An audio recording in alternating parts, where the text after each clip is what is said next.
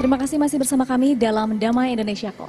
Dan pemirsa, saat ini kita masuk ke dalam segmen Ngobrol Syariah bersama Ibu Dr. Muniati Mukhlisin. Beliau merupakan seorang pakar ekonomi syariah yang akan membahas tema mengelola keuangan keluarga. Selamat menyaksikan.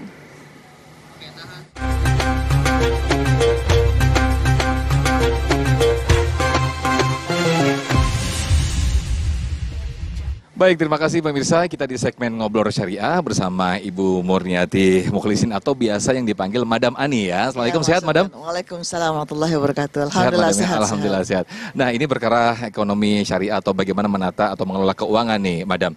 Ini pertanyaan yang mendasar dulu, bagaimana sih sebetulnya konsep nafkah dalam Islam, Madam?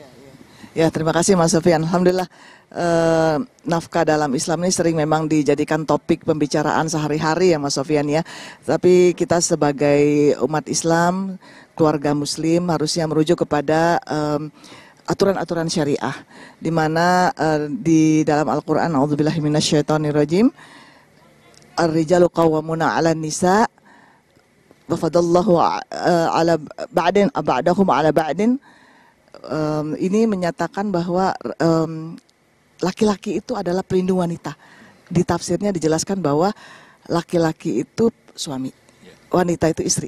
Jadi memang diberikan kelebihan oleh Allah Subhanahu wa taala sebagian laki-laki untuk sebagian perempuan, yang dimana kemudian nafkahnya diambil dari hartanya laki-laki. Nah, jadi di sini disebutkan atau dijelaskan bahwa laki-laki lah yang wajib memberikan nafkah kepada istri dan anak-anak yang ditanggungnya. Nah, ini termasuk tentang bagaimana ketika istri itu dia juga berpenghasilan, juga mencari nafkah, atau bahkan ketika nafkahnya itu ternyata lebih besar daripada suami. Ini sering terjadi konflik. Ini bagaimana nih pendapat dari Madam? Ya, kalau dari lagi-lagi dari rujukan itu tentunya seorang istri yang diberikan izin oleh suaminya harus mendapatkan izin ya untuk mencari maisha di luar atau rezeki dari luar, dan tentu saja ini bukan disebut nafkah tapi lebih kepada sedekah. Jadi kalaupun dia mendapatkan lebih, berarti dia tetap menjunjung qawwamah suaminya, kepemimpinan suaminya, pertanggungjawabannya kepada suaminya, dan suaminya juga harus menjalankan qawwamahnya, kepemimpinannya kepada istrinya, menyatakan bahwa dia harus memastikan auratnya, pergaulannya, dan juga halal haramnya dan sebagainya. Termasuk ketika ada beberapa rumah tangga yang dia berprinsip ketika istri sudah memberikan nafkah dan bekerja, dan itu justru lebih tinggi penghasilannya. Nah, ini suami nih yang sekarang jadi santai, malah mereka nggak kerja. Ini seperti apa Islam memandangnya? Ya, seharusnya suami lagi-lagi balik lagi ke tugas utamanya mencari nafkah untuk istri dan anak-anaknya.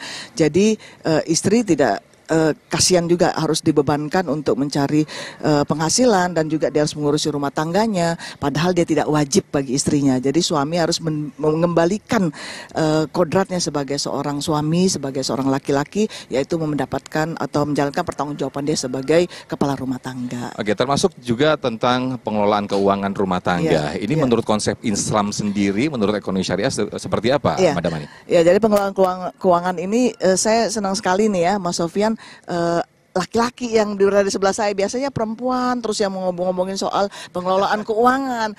Karena apa, lelaki juga harusnya bicara atau bersama-sama dengan perempuan atau istri di rumah untuk mengelola keuangan keluarganya itu seperti apa, sehingga membicarakannya secara bersama-sama, duduk berduaan. Ini bagaimana pendapatan kita, kurang atau lebih, kalau kurang bagaimana, kalau lebih bagaimana, kemudian bagaimana untuk nanti perencanaannya untuk anak-anak sekolah, untuk kemudian untuk pendidikan selanjutnya atau kebutuhan rumah tangga, dan selanjutnya juga impian-impian keluarga untuk haji, umroh, dan jalan-jalan sebagainya seperti apa. Tapi apakah selalu identik yang mengatur keuangan itu adalah istri, Madam? Nah, itu dia.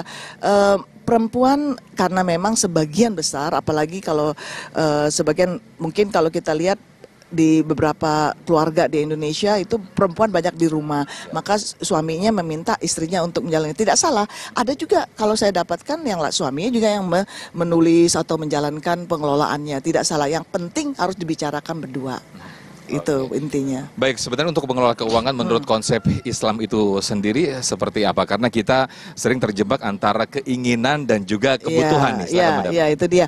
Nah, memang di dalam pengelolaan keuangan itu pertama kita yang harus kita bicarakan tadi ya bersama-sama suami atau istri atau keluarga itu bagaimana pendapatannya dan kemudian bagaimana juga pengeluarannya. Pengeluaran ini ada dua, yaitu kebutuhan dan tadi yang disebutkan keinginan. Nah, kalau kebutuhan itu yang daruriyah yang memang harus dipenuhi terlebih dahulu. Nah, maka dari itu pengelolaannya bagaimana? Yang pertama kita harus keluarkan dari jumlah uang yang kita dapatkan atau pendapatan kita dapatkan secara standar kita dapat mengeluarkan 10% untuk zakat, infak, sedekah dan hadiah-hadiah. Kemudian secara bayar hutang harus wajib dahulu 30%, kemudian baru investasi dan kemudian pengeluaran keinginan tadi ya, kebutuhan dan keinginan tadi 40%-nya. Jadi sudah distandarkan dan kalau bisa dibicarakan terus kalau ada perubahan-perubahan setiap waktunya. Sebetulnya yang diprioritaskan adalah kebutuhan ya, Madam. Karena kalau keinginan tidak ada selesai-selesainya. Baik, terima kasih Madam Ani. Mudah-mudahan kita semua bisa lebih pintar lagi, lebih bijak lagi untuk dalam pengelolaan keuangan, terutama pengelolaan keuangan yang syar'i. Baik, terima kasih dan pemirsa DW Indonesiaku akan kembali usai jeda. Tetaplah bersama kami.